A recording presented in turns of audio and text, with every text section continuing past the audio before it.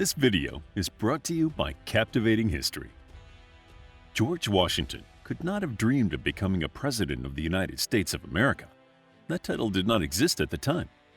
A reluctant leader, here is a brief history of one of America's founding fathers and the first president of the United States.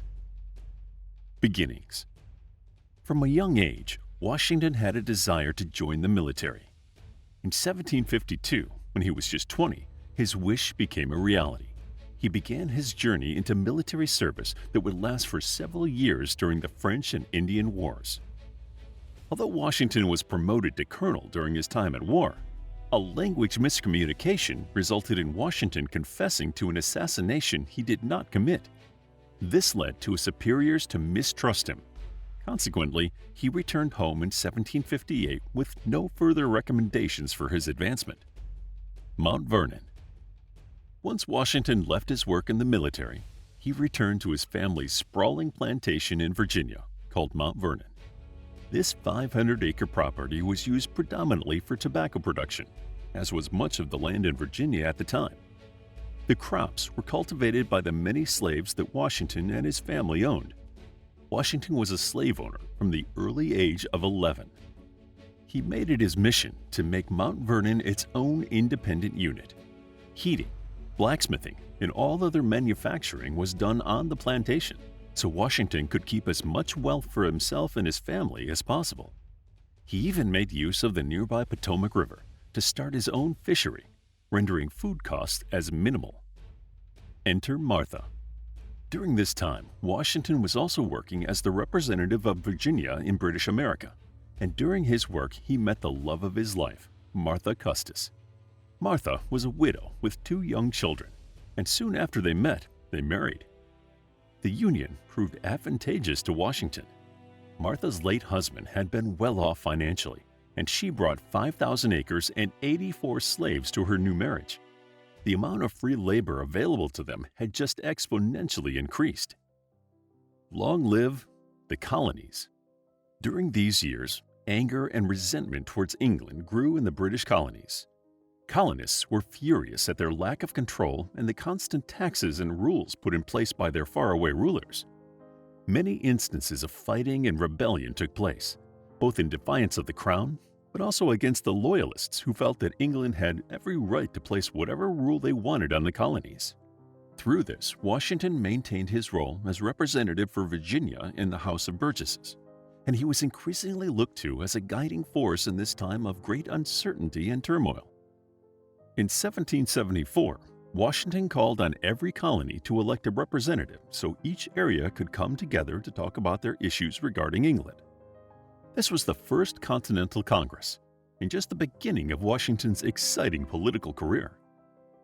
After the election of representatives, groups of militias were created, not only to prepare for inevitable conflict against Britain, but also in anticipation of attack from Native Americans, on whose land the British colonies were built. Tension between the colonies and Britain grew stronger and stronger, until, in April 1775, a shot was fired that signaled the start of a revolution. War had begun. George Washington was quickly appointed to the position of General and Commander-in-Chief, which meant that the army and future of the colonies were in his care. At this time, the world got the first look at what today is a familiar currency and flag. The Continental Congress agreed to release a paper currency, then called Continentals, so the war effort could be supported financially. Simultaneously, they approved a design for a flag meant to represent the 13 colonies. It featured red and white stripes and a blue oblong square in the upper left-hand corner which donned 13 stars. Declaration of Independence. Battles between the British and Continental troops raged on for months. Washington proved to be a wise and strategic leader, and although he suffered from lack of numbers, he was determined to prove the resilience of the colonies, managing wins in Boston and Montreal. In 1776, the Continental Congress drafted the Declaration of Independence. It stated clearly that the colonies wanted to be free of British rule, and that they would forego any future support from England in their quest to become an independent nation. While some colonies were resistant, In the end, 12 out of the 13 voted in favor, and the Declaration's final signing took place on July 4, 1776. However, it would be several years before the colonies would gain independence. The American Revolution lasted for 5 more years, with both sides suffering great losses, both from battle and from diseases like smallpox that spread through the troops like wildfire. Washington was responsible for obtaining inoculations for many of his men, showing he cared deeply about their safety and their ability to return back home after the fighting was over. President number 1. Once the American Revolution was over, and the United States was officially recognized as an independent nation, Washington thought his job was done. He had fought bravely and spent many long months away from his family, often in cold, miserable conditions with little food. He hoped that he could return to a quiet life on his plantation. However, it proved difficult for Washington to stay away from the political world. Throughout the war, he had struggled to receive support from Congress for the pay and provisions that his soldiers deserved, and his dissatisfaction with how the nation was progressing made it impossible for him to turn his back on developing this new world. During the Philadelphia Convention in 1787, the delegates from each state unanimously elected Washington as president of the Assembly, and despite his desire to live a quiet life, Washington accepted the position. During the convention, there was much discussion regarding slaves. At that time, almost every delegate was a slave owner, and although many of the northern states had already abandoned slavery, the southern states benefited so greatly from the practice that none of the delegates would give up the practice that had proven so lucrative for them. There was, however, the issue of how to count slaves as part of the population. The delegates all balked at the idea of letting slaves vote, but knew that they needed to account for them. They all agreed to the 3/5 compromise that dictated a black person was counted as 3/5 of a white person to allow for a slightly more accurate population count.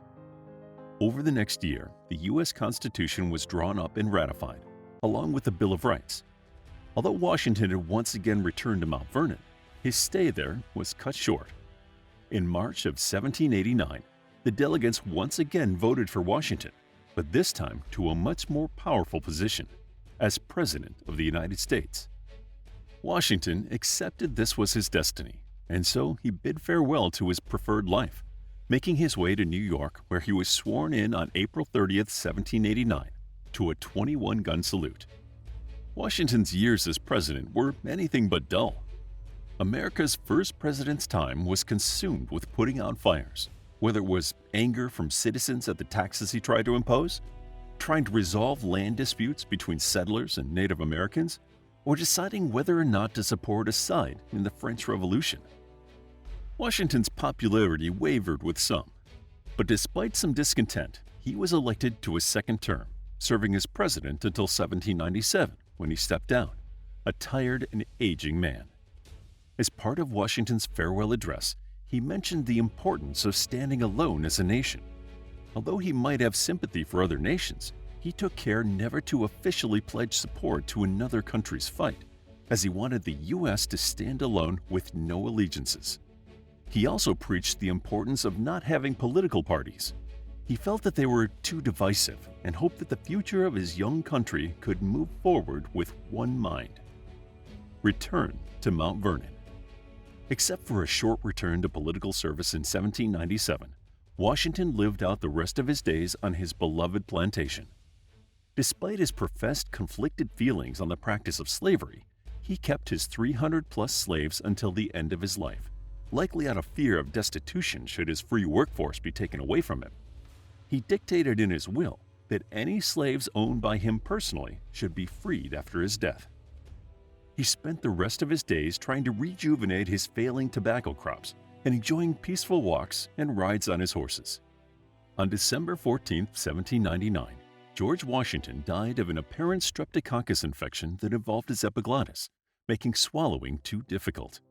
He was surrounded by friends and family at the time of his death. To learn more about George Washington, then check out our book, George Washington, A Captivating Guide to an American Founding Father who served as the first President of the United States of America. It's available as an ebook, paperback, and audiobook. Also, grab your free Mythology Bundle ebook for free while still available. All links are in the description. If you enjoyed the video, please hit the like button and subscribe for more videos like this.